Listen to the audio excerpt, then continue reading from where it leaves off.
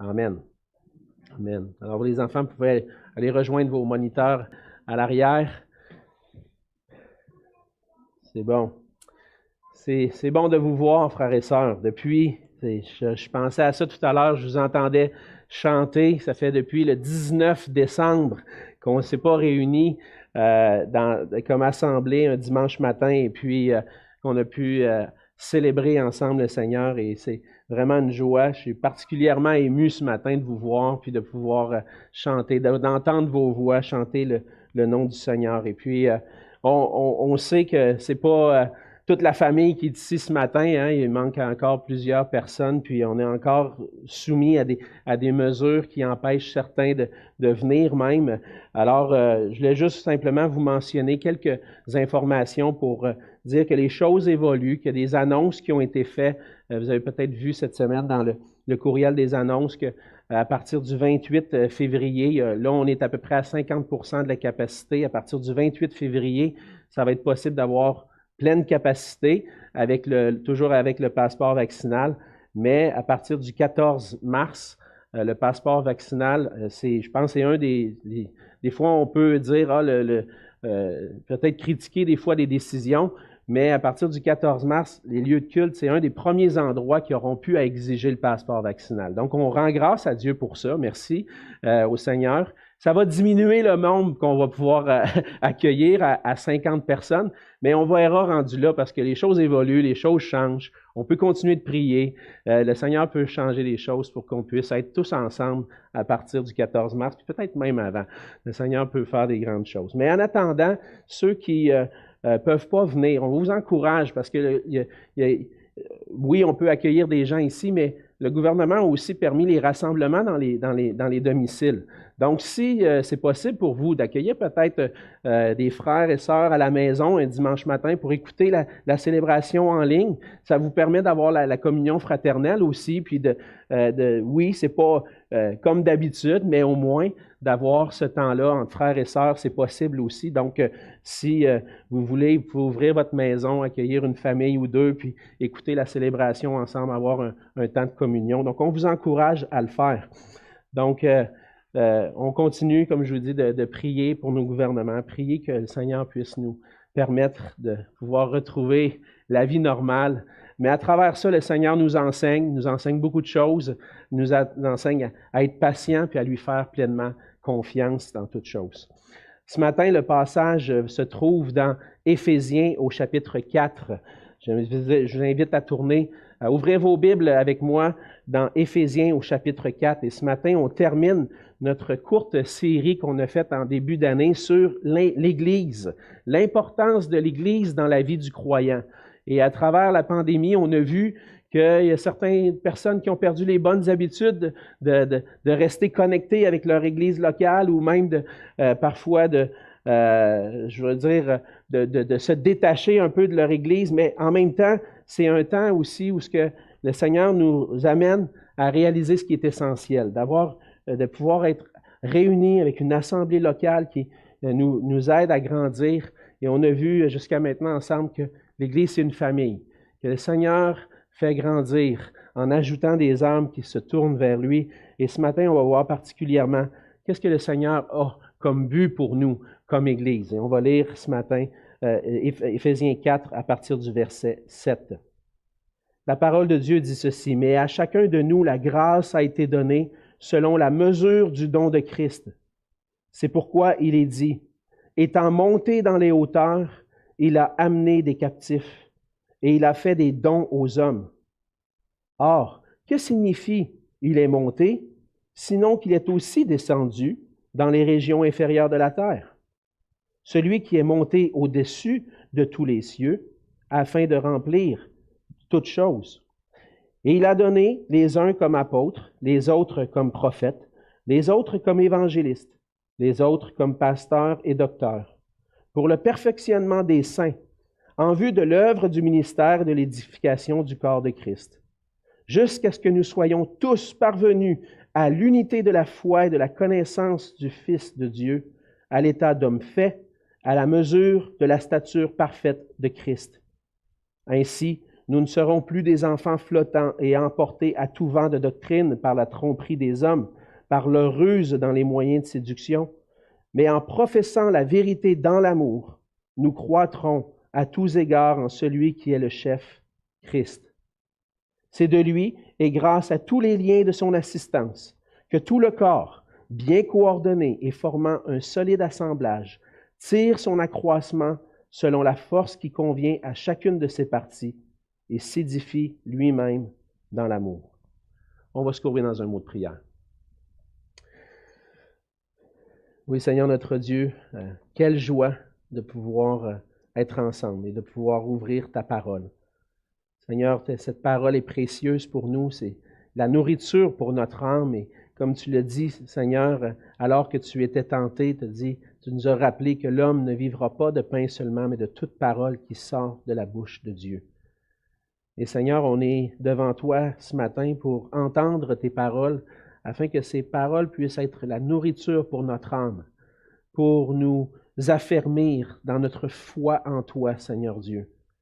Quand au milieu des difficultés, au milieu des moments difficiles, des épreuves, peu importe quelle est l'épreuve que tu permets dans nos vies, Seigneur, notre âme a besoin d'être rassasiée, restaurée. Et Seigneur, tu nous conduis dans les verts pâturages, tu nous conduis près les eaux paisibles. Et ces verts pâturages et cette source de vie se trouve en toi et dans ta parole. Et Seigneur, c'est auprès de toi qu'on veut être. Seigneur, merci pour les frères et sœurs qui sont ici ce matin. Merci pour ceux qui nous écoutent à la maison. Et je te prie que tu puisses bénir chacun d'entre nous alors qu'on est en train d'écouter ce que tu veux nous dire. Et Seigneur, je veux te prier que tu puisses être avec ma bouche afin que je puisse communiquer clairement les merveilles de ta parole. Seigneur, que je puisse me cacher derrière toi et que ta gloire puisse paraître ce matin. C'est pas ma gloire que je recherche, mais ta gloire à toi seul, Seigneur. Alors bénis-nous ensemble et que ton nom soit glorifié dans le nom de Jésus. Amen. Amen. Plusieurs d'entre nous, on aime recevoir des cadeaux. Lorsqu'on s'est mariés, mon épouse et moi, ça va faire 20 ans cette année en passant, 20 ans qu'on est mariés. On a acheté des livres à la librairie chrétienne et de certains livres qui nous aident à grandir dans notre vie de couple. Il y a un des livres qu'on avait acheté s'appelait « Les 5 langages d'amour » de Gary Chapman. Peut-être que vous avez déjà lu ce livre-là. Et puis, ce qui est intéressant dans ce livre-là, c'est de pouvoir découvrir comment chacun comprend l'amour, comment chacun parle des langages d'amour. Et j'ai vite appris dans ma relation avec mon épouse que un de ces langages d'amour, c'est les cadeaux. Et lorsque je fais un cadeau à mon épouse, apparemment, moi, ça vient moins me chercher, moi, mais pour elle, ça veut dire beaucoup. Et donc, on a appris avec le temps à s'aimer avec des marques d'amour, des marques d'affection qui nous touchent particulièrement l'un l'autre. Et dans le fond, il va nous arriver même des fois de recevoir des cadeaux, puis on va dire, bon, il est peut-être moins d'importance, mais le geste nous touche. Et puis, des fois, il y a des cadeaux qui ont une grande importance. Et le Seigneur nous fait part de cadeaux dans la vie. Et un des plus beaux cadeaux qu'on peut recevoir de la part du Seigneur par sa grâce, c'est de pouvoir naître dans une famille aimante qui nous permet de nous développer, qui nous permet de grandir à notre plein potentiel et que, dans un sens, une famille où la grâce de Dieu règne, manifestée par des parents qui enseignent leurs enfants. Et je sais que c'est pas tout le monde qui a eu ce privilège-là. Moi, j'ai eu le privilège, puis c'était un cadeau pour moi, un beau cadeau, de pouvoir avoir une famille, des parents qui désirent le mieux pour leurs enfants, qui les aident à grandir, puis que même si les enfants, des fois, ils comprennent pas trop ce que les parents font, plus tard, on réalise que, non, c'était la bonne affaire que mes parents ont faite, puis je vais l'enseigner à mes enfants aussi, puis eux autres, ils comprennent pas, mais un jour, ils comprendront. Mais le Seigneur nous donne ce privilège-là de pouvoir grandir dans une famille. Puis au cours des derniers messages, on a vu ensemble que lorsqu'on devient un enfant de Dieu, le Seigneur nous donne une famille, une nouvelle famille, la famille des frères et sœurs dans le Seigneur Jésus. Puis le Seigneur veut, à travers ça, nous aider à grandir, nous aider à devenir des chrétiens matures, affermis dans la foi en lui. Il veut nous faire grandir dans sa connaissance, à travers la famille. Malheureusement, pour plusieurs raisons, certains chrétiens pensent que l'Église n'est pas nécessaire pour eux, ou du moins que si elle est nécessaire, elle occupe un rôle secondaire. Moi, j'ai ma relation avec Dieu, c'est ça qui compte. Je suis seul avec mon Dieu, puis je suis sauvé, puis ça marche comme ça pour moi. Mais dans le passage de ce matin, Paul va démontrer que pour les chrétiens, l'Église fait partie du plan parfait de Dieu. L'Église, ce n'est pas un plan B, c'est un plan A pour la vie chrétienne. Puis on pourrait même dire que c'est le plan de A à Z pour la vie chrétienne. L'Église fait partie d'une vie en relation avec Jésus-Christ. Jésus-Christ nous joint à sa famille, nous met en relation avec des frères et sœurs, avec l'Église. Et en devenant un enfant de Dieu, le Seigneur nous ajoute à sa famille pour qu'on puisse grandir en maturité. Paul écrit à l'Église d'Éphèse, une Église qu'il aime de tout son cœur alors qu'il est en prison. Il ne peut pas faire grand-chose sinon que leur écrire une lettre. Et Paul désire le mieux pour l'Église. On le voit dans ses lettres, son amour pour l'Église est imprégné. Il désire que l'Église soit fondée en Jésus-Christ, que l'Église soit heureuse en étant unie ensemble. Et pour Paul, la meilleure façon de goûter abondamment la grâce de Dieu pour le chrétien, c'est de faire partie d'une Église locale, de l'Église de Jésus-Christ. Et c'est pour ça qu'on va voir ensemble ce matin à travers le passage que tout ça c'est vrai parce que par sa grâce, Christ fait des dons à son Église pour qu'elle grandisse en maturité à la mesure de la stature parfaite de Christ. Christ fait des dons à son Église. On voit au début du verset 7 que Christ accorde sa grâce à chacun. Il dit, mais à chacun de nous, la grâce a été donnée selon la mesure du don de Christ. La mesure du don de Christ. Et dans le fond, il dit, à chacun de nous, la grâce a été donnée. Chacun de nous, chacun des membres, chacun de ceux qui font partie de l'Église de Christ, goûte à la grâce de Dieu. Mais de quelle façon? Bien, évidemment, on a goûté à la grâce de Dieu par notre salut. Mais dans le passage de ce matin, ce n'est pas vraiment la grâce du salut qui est expliquée, mais plutôt la grâce des dons que Dieu donne à son Église. Et à chaque personne, une mesure de la grâce de Dieu, la grâce de Christ a été donnée pour le bien commun. Et ça nous montre que Christ aime son Église. Le Seigneur Jésus aime son Église. Il veut le bien de son Église. Et il ne la néglige pas. Il va lui donner des dons.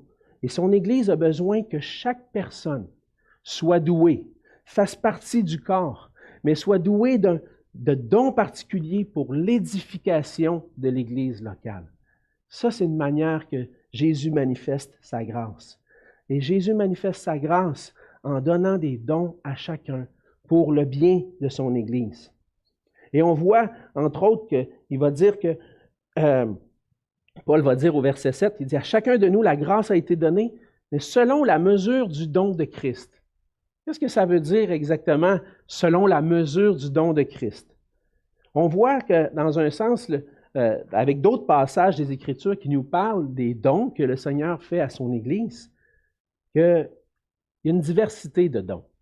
Il y a des diversités de dons, puis il y a des dons qui ne sont pas la même mesure que d'autres. On voit dans 1 Corinthiens 12, les versets 4 à 7 et puis le verset 11 après, qu'il y a une diversité de dons, mais le même esprit.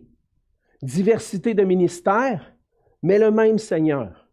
Diversité d'opérations, mais le même Dieu qui opère tout en tous. Or, à chacun, la manifestation de l'Esprit est donnée pour l'utilité commune. Un seul et même esprit opère toutes choses, les distribuant à chacun en particulier comme il veut. Ah donc, le Seigneur Jésus donne une mesure, des dons particuliers à chacune des personnes, et c'est l'Esprit de Dieu qui les distribue dans le but qu'elles puissent servir à l'édification du corps, pour l'utilité commune. Et dans ce passage-là, Paul souligne que les dons ne sont pas là pour se glorifier nous-mêmes. « Hey, moi j'ai le don d'enseigner. Je peux être en avant sur puis enseigner aux gens. Les gens vont m'écouter. Les gens vont comprendre la parole encore mieux à cause de moi. Wow! J'ai tout un don. Ou moi, je suis un bon chanteur. Je suis capable de faire des notes plus haut. Ah, puis les gens vont dire, wow, il chante comme un rossignol, ce Michel-là. C'est pas fait pour ça, hein? C'est pas fait pour ça. Le Seigneur donne des dons particuliers pour l'édification commune. On est là pour servir. On est là pour se donner dans l'humilité. Et Paul veut souligner que les dons sont là pour la croissance en maturité de l'Église, pour le bien de l'Église. Alors, quand je suis là, et le Seigneur m'a donné des dons particuliers, bien, à un moment donné, le Seigneur nous dirige, hein, nous conduit, nous dit, on découvre nos dons à travers le service. Moi, j'ai eu l'occasion de servir dans l'Église, puis, graduellement, je découvre mes dons, puis, à un moment donné, je pense que je suis à ma place, là. Je pense que c'est là que le Seigneur dirige. Puis là, les gens disent, ah oui, tu es à ta place, là. Je vois vraiment que Dieu t'utilise de cette façon-là. Mais gloire à Dieu. Mais maintenant, ce que je veux faire, c'est aimer mes frères et sœurs avec ce que le Seigneur m'a donné. Ça ne vient pas de moi, ça vient de lui. Puis maintenant, je veux aimer le Seigneur, puis aimer mes frères et sœurs, puis chercher leur bien. Ce n'est pas centré sur moi, c'est centré sur les autres. Alors le Seigneur fait en sorte, il accorde des dons, puis démontre son amour à travers ça, pour que nous aussi, on puisse démontrer notre amour pour les frères et sœurs. Donc le Seigneur Jésus, c'est ce qu'on voit au verset 7, il accorde sa grâce par des dons particuliers à son Église.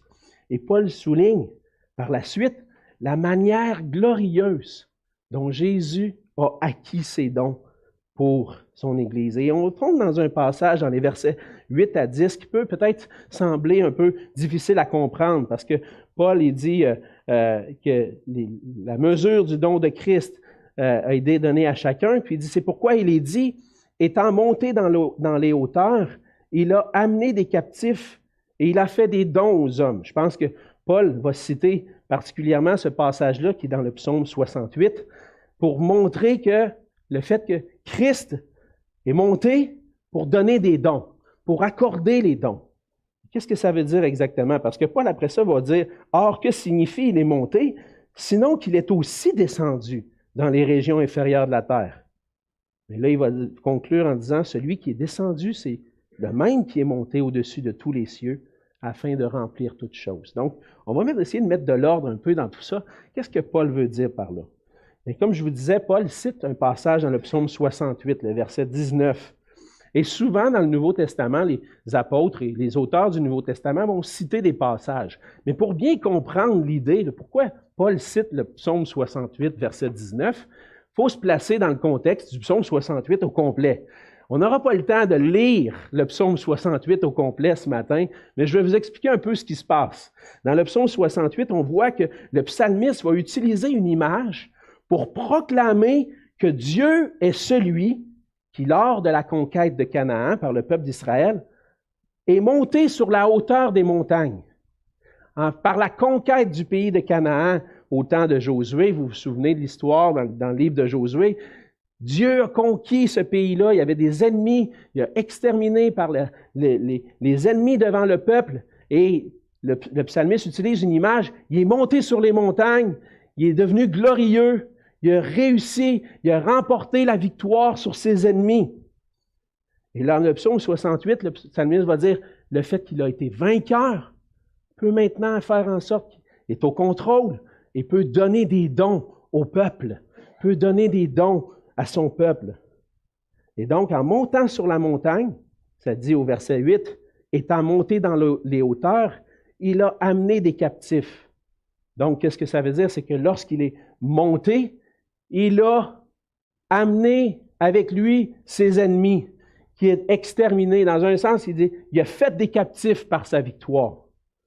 Et on voit à travers cela que le Seigneur peut donner des dons à son peuple parce qu'il a acquis la victoire. Mais Paul va mentionner, il va spécifier qu'avant de monter, le Seigneur est d'abord descendu. C'est ce que ce verset 9 va dire.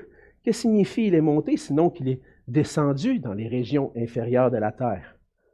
Le Fils de Dieu, en réalité, avant de pouvoir être au ciel, puis de pouvoir distribuer ses dons aux hommes, il a fallu que lui qui était dans la gloire déjà auprès du Père, descende et vienne dans l'humilité.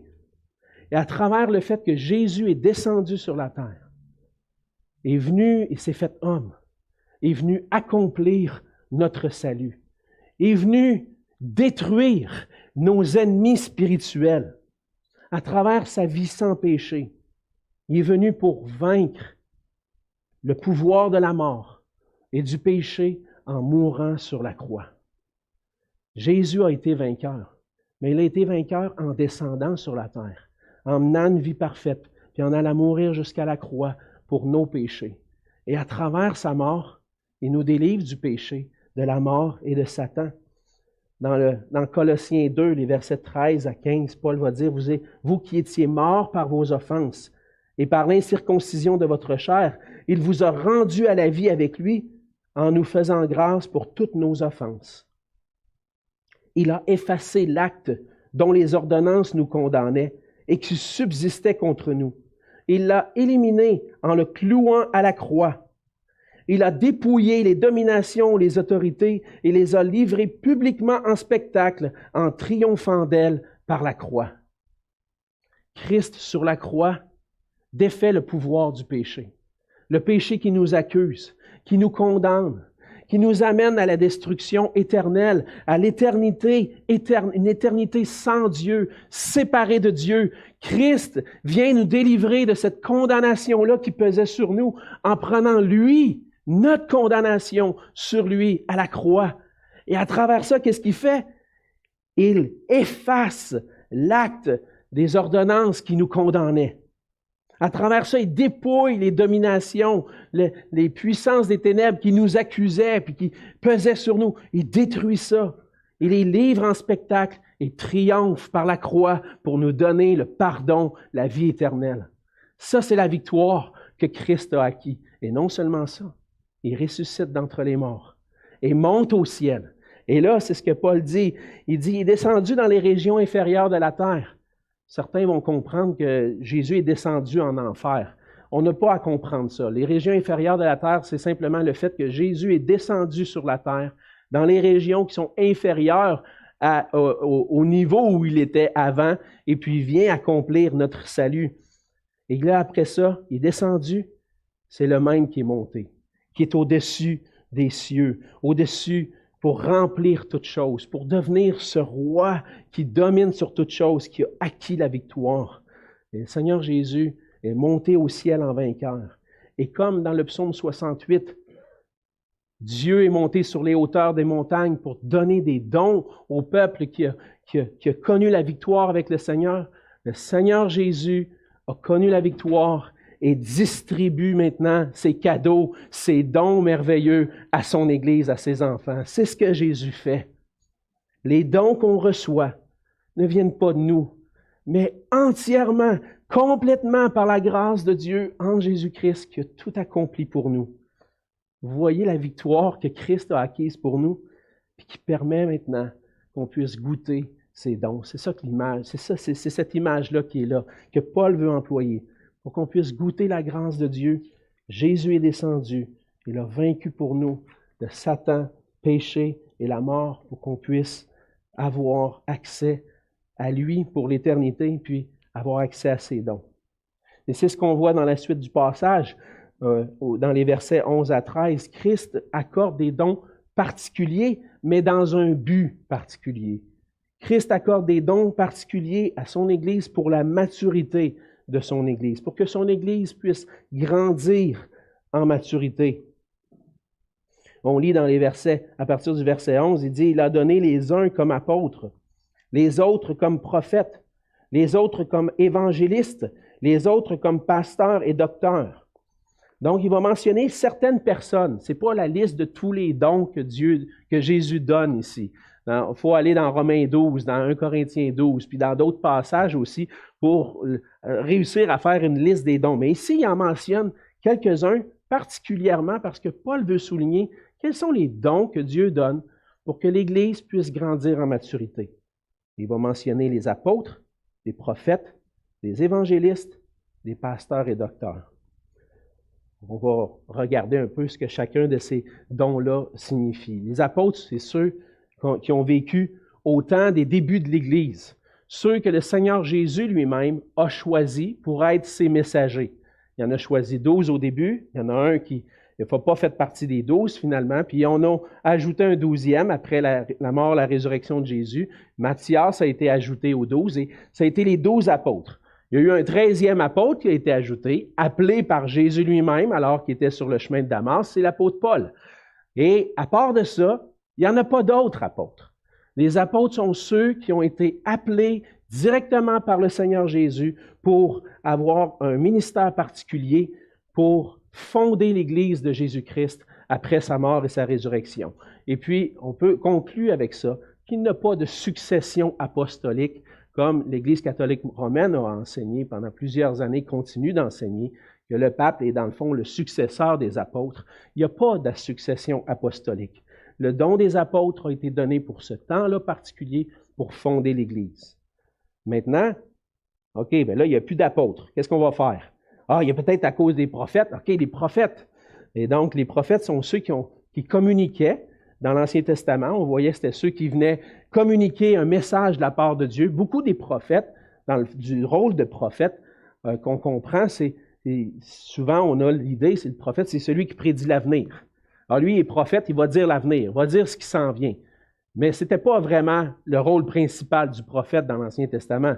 Le rôle principal du prophète, c'était d'appeler le peuple de Dieu à revenir à Dieu. Ça, c'était le rôle du prophète. Et parfois, il annonçait un jugement qui allait venir, et même des choses, des bénédictions qui allaient venir plus tard si le peuple se repent. Et en réalité, le prophète, lui, est celui qui décide, qui est envoyé par Dieu pour apporter un message particulier dans une situation précise. Dans le Nouveau Testament, c'est ce qu'on voit. On a dans l'Église, entre autres, dans des exemples dans le Nouveau Testament. On peut citer l'exemple de Agabus dans Acte 11, les versets 17 et 28, qui a annoncé d'avance qu'il allait avoir une famine. Il y a eu certains prophètes même dans le Nouveau Testament. Et on voit aussi que ce don-là est mentionné dans 1 Corinthiens 12. Je n'aurai pas le temps d'entrer dans les détails pour vous montrer tout ce que les théologiens pensent sur ce rôle de prophète-là. Ce matin, on n'a pas de temps, on va réduire. Je peux juste vous mentionner que pour certains, ce don-là est toujours actif, est toujours valable pour l'Église d'aujourd'hui. Mais pour d'autres croient que ce don-là est un don qui est lié particulièrement à la révélation, au fait que Dieu se révèle, et qui était particulièrement utile au temps des apôtres et de l'Église primitive. C'était un don qui complétait celui des apôtres, qui ajoutait à celui des apôtres. Mais étant donné que toute la révélation on l'a maintenant dans le canon des Écritures, ce don-là n'est plus valable. Je suis d'accord avec le fait qu'on a maintenant un canon complet, puis on croit à la toute suffisance des Écritures. Puis je pense que si ce don-là persiste, si jamais il persiste, parce que je ne vois pas dans les Écritures quelque chose qui dit « c'est terminé ». Il n'y a rien qui me dit « c'est fini les prophètes ». Si ce don-là est exercé encore aujourd'hui, et pas exercé de la même façon, avec des nouvelles révélations, parce que toute la révélation est complète dans les Écritures. Mais est-ce que ça peut arriver que le Seigneur mettra à cœur à quelqu'un d'aller reprendre un frère, je ne sais pas, quelque chose qui arrive, et le Seigneur me pousse à te dire quelque chose, je ne sais pas c'est quoi, pourquoi exactement, mais je te dis ça.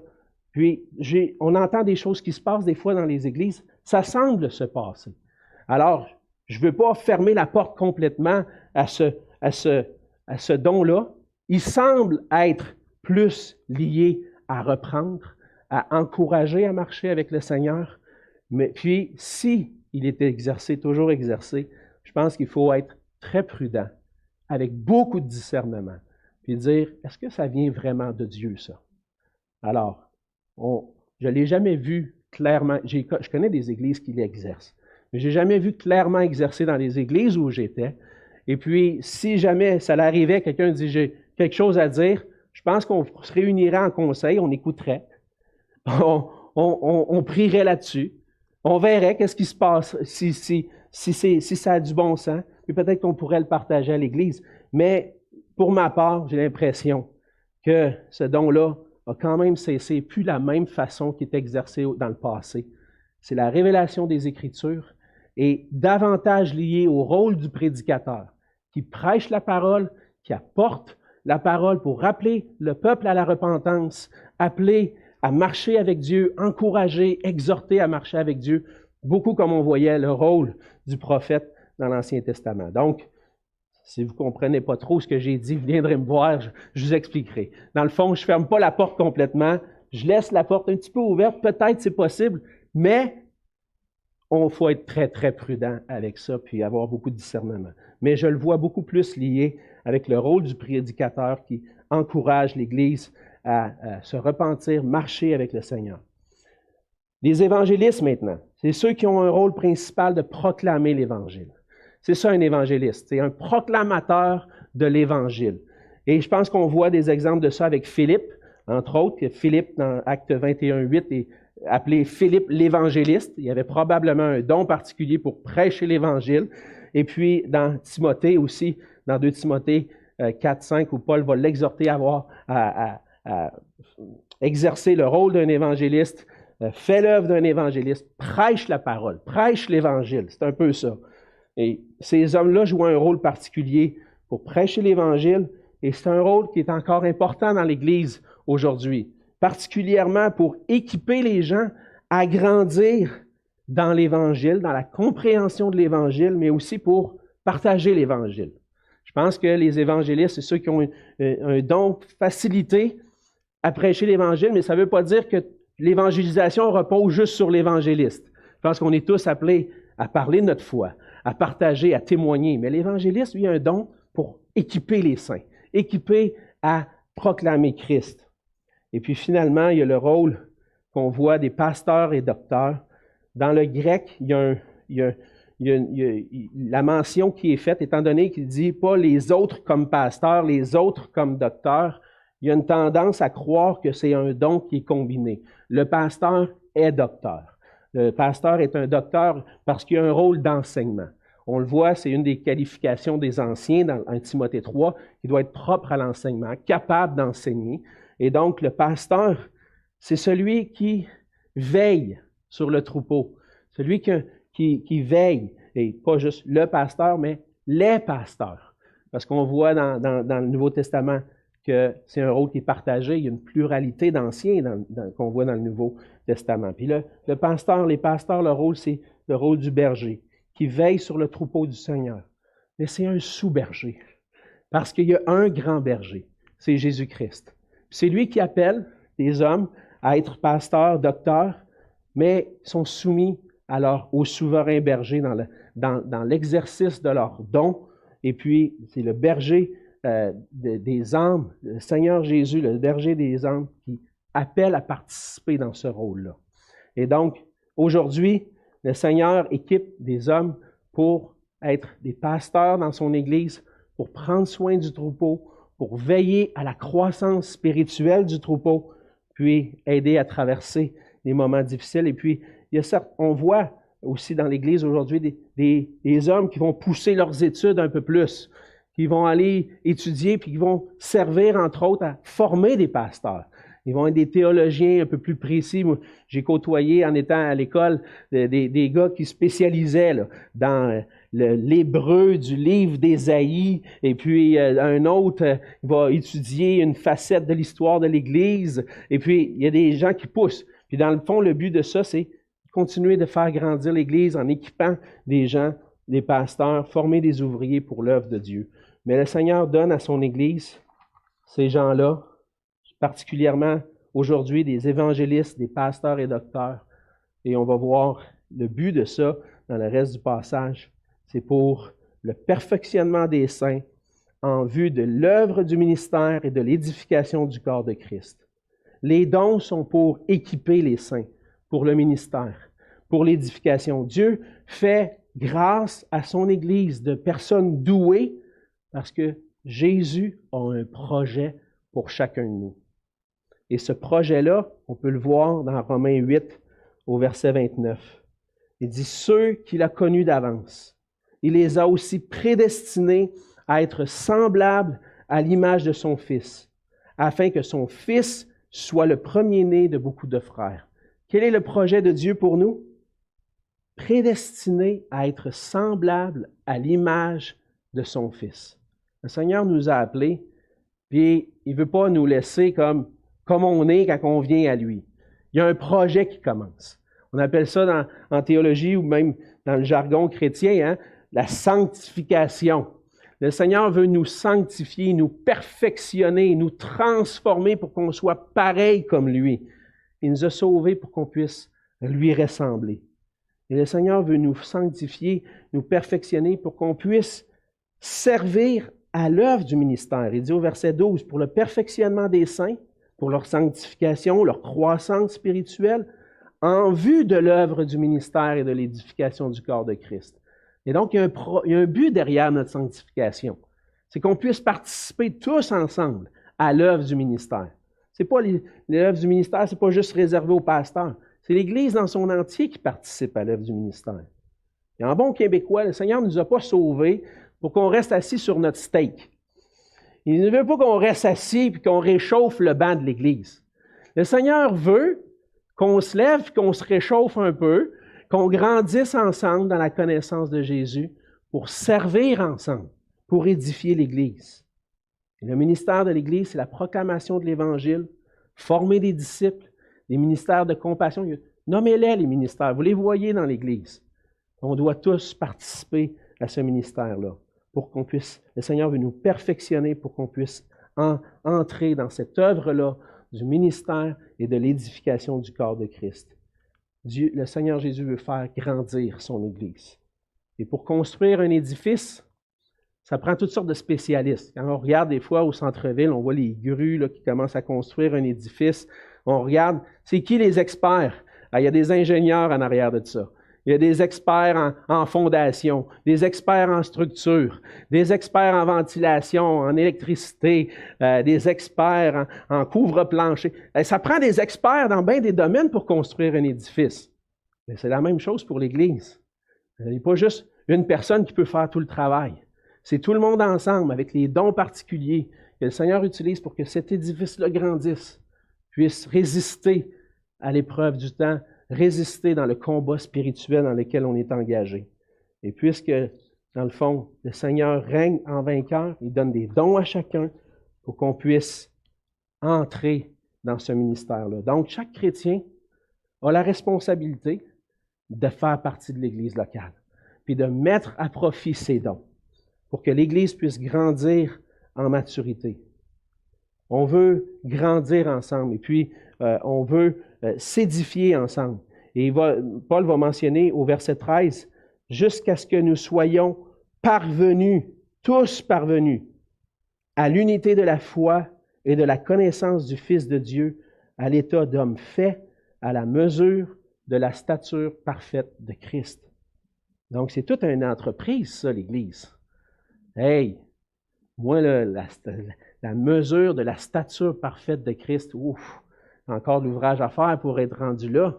Puis on a encore tous de l'ouvrage à faire pour être rendu là. Mais ensemble, c'est ça notre but, c'est ça notre désir. Qu'on puisse être affermis, unis ensemble, premièrement dans la foi et dans la connaissance de Jésus-Christ. On a besoin, frères et sœurs, que notre cœur s'attache au Seigneur Jésus, que notre cœur s'attache à sa parole, pour qu'on puisse être unis ensemble dans une idée, une foi commune, mais aussi dans la connaissance de Jésus-Christ. Et c'est ce que le Seigneur veut faire. À travers les dons qu'il donne à son Église, il veut nous faire grandir à la mesure de la stature parfaite de Christ. C'est pour ça que Christ a vaincu le péché, la mort et Satan. Il nous a donné des dons pour qu'on puisse grandir à son image. Et on voit à la fin du passage, les versets 14 à 16, que Christ fait grandir son Église pour qu'elle soit affermie en lui. On voit entre autres au verset 14, il dit « Ainsi nous ne serons plus des enfants flottants et emportés à tout vent de doctrine par la tromperie des hommes, par leur ruse dans les moyens de séduction. Et si on est affermis dans la foi, unis dans la connaissance du Fils de Dieu, qu'on devient des hommes faits, complets, matures, on ne sera plus comme des enfants une nouveauté qui arrive. Ah, j'ai entendu une nouvelle affaire, une nouvelle doctrine. Ah, je vais aller voir qu'est-ce que ça dit, ça. Non, il y en a un autre qui dit ça. Je vais aller voir qu'est-ce qu'il dit, lui. Ah, ça, c'est intéressant, ça. Ah, ouais, puis là, tu t'attardes à ça, puis finalement, tu t'éloignes de la vérité. On ne sera plus comme ça. On ne sera plus comme la nouveauté, que, la nouvelle affaire qui vient de sortir, hey, ça doit être la bonne affaire. Eux autres, ils connaissent ça, eux autres. Non, fais attention aux nouvelles affaires. Notre foi est historique. Elle est fondée dans l'Écriture. Un canon qui est complet depuis 1900 ans. Puis, on a les frères et sœurs dans l'histoire de l'Église qui se sont battus pour cette doctrine-là. Faites attention aux nouvelles affaires. Parce que les nouvelles affaires, c'est comme les enfants emportés. Là, une nouvelle affaire, on va aller voir c'est quoi. Non, reste affermi dans la parole de Dieu. Reste affermi dans la saine doctrine. Et c'est pour ça que le Seigneur nous fait grandir dans la foi. Il veut qu'on reste affermi. Il veut qu'on professe la vérité dans l'amour. Il ne veut pas que la doctrine devienne le seul sujet. Non, on va professer la vérité, mais dans l'amour. Cette vérité-là va nous transformer pour qu'on puisse l'exprimer dans des gestes. Et donc, il nous affermit pour qu'on puisse professer la vérité dans l'amour, croître à tous égards en celui qui est le chef, Christ. Il y a un but, c'est Jésus-Christ. On garde nos yeux fixés sur lui.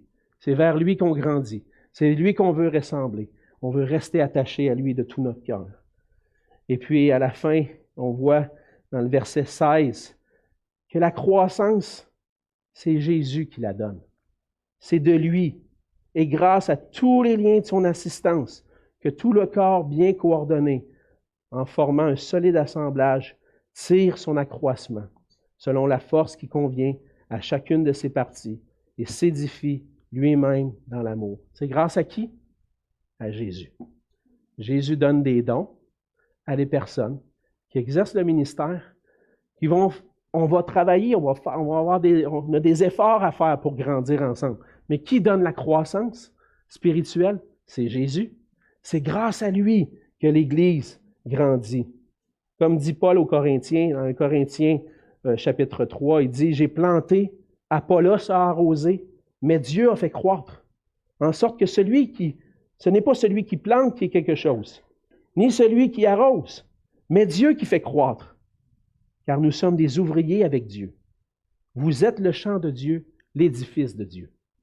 Et s'il y a une croissance, s'il y a des fruits, je peux me réjouir. Quand je vois le Seigneur transformer des cœurs, même transformer mon cœur, je me réjouis. Merci Seigneur. Mais je n'ai pas d'orgueil à tirer à ça. La gloire va à lui. C'est lui qui fait grandir. C'est lui qui fait porter du fruit. Et le Seigneur nous dirige dans la croissance spirituelle parce qu'il veut qu'on puisse exprimer ensemble l'amour. Et c'est ce qu'on voit à la fin complètement du passage. Le corps s'édifie lui-même dans l'amour. Si vous voulez voir une marque de maturité dans l'Église, ce n'est pas juste des connaissances théologiques. C'est un cœur transformé qui agit avec amour pour les frères et sœurs, qui cherche l'édification, qui cherche à construire. Mon but, on l'a parlé la semaine passée, on a parlé d'humilité, de douceur, c'est de m'oublier moi pour construire l'édifice, puis me réjouir avec Dieu de la croissance qu'il va permettre. Alors, on voit à travers ce passage-là, peut-être qu'un jour, on va faire l'exposition d'Éphésiens, puis on ira plus en détail. J'aurais beaucoup de choses à dire encore. Mais à travers ça, on voit que le Seigneur est celui qui ajoute à son Église, c'est lui qui nous fait de nous une famille, puis il aime et prend soin de son Église. Par sa victoire, il a acquis des dons qu'il va distribuer par sa grâce, et les dons qu'on a vus ce matin sont particulièrement pour que l'Église soit perfectionnée, grandisse. Et au travers de ces dons, le Seigneur fait lui-même grandir son Église pour qu'elle soit affermie en lui, dans l'unité, dans l'amour. Alors, on a tous reçu de sa grâce par des dons particuliers. Est-ce qu'on est reconnaissant envers le Seigneur pour la grâce, des dons qu'il donne à son Église? Quand est-ce la dernière fois que tu t'es dit « Merci Seigneur pour tel frère, tu as donné un don, je trouve que ça édifie l'Église. Merci Seigneur de lui avoir donné ce don-là. » Ou un autre, un frère, une sœur, quand est-ce la dernière fois que tu as été reconnaissant envers le Seigneur, rendu grâce à Dieu pour les dons qu'il donne à son Église? Je pense que le premier à recevoir des actions de grâce ou des louanges, c'est lui. Et on doit le remercier. Seigneur, merci pour les dons que tu donnes. Est-ce qu'on prend le temps de goûter cette grâce-là? À chercher à grandir en maturité? Est-ce que je poursuis la maturité dans ma vie spirituelle, à profiter des dons que le Seigneur donne pour grandir? En d'autres mots, est-ce qu'on est seulement des consommateurs? Est-ce qu'on profite seulement? Ou est-ce qu'on donne aussi en retour? Parce que le Seigneur nous forme en vue du ministère.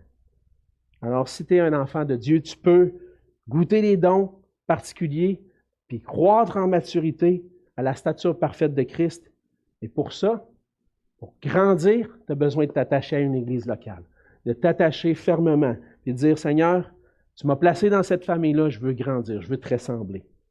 On a tous la responsabilité maintenant d'utiliser le don pour le service des autres. Faire partie d'une église, s'investir dans le ministère, c'est le plan de A à Z pour les chrétiens. Alors, frères et sœurs, mettons nos efforts ensemble.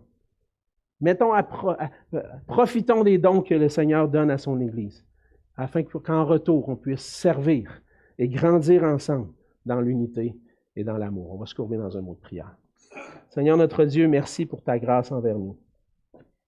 Seigneur, on voit que tu nous as tant aimés en venant, descendant sur la terre, en venant prendre notre place à la croix, en prenant sur toi notre condamnation et en venant nous racheter pour qu'on puisse être réconciliés avec toi. Cette grâce-là, Seigneur, est infinie, est merveilleuse, on ne peut pas la décrire. Mais on voit aussi par ta grâce, Seigneur, que tu ne veux pas nous laisser comme on était lorsqu'on est venu à toi, mais tu veux nous faire grandir pour qu'on puisse te ressembler, grandir à ton image. Et Seigneur, tu as fait grâce de dons à ton Église pour qu'on puisse grandir ensemble dans la foi, dans l'unité, dans l'amour. Seigneur, permets que chacun des frères et sœurs de cette Église puisse poursuivre cette ressemblance à ton image, grandir à la mesure de la stature parfaite de Christ. Permets, Seigneur, que nos cœurs soient tournés vers toi pour qu'on puisse te connaître toujours de plus en plus et refléter ton amour dans l'Église.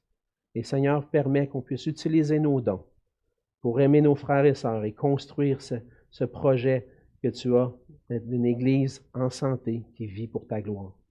Seigneur, merci encore une fois pour ta grâce et bénis le temps qu'on va prendre dans la louange encore une fois, puis que ton nom soit glorifié dans nos vies. C'est en Jésus que je te prie. Amen.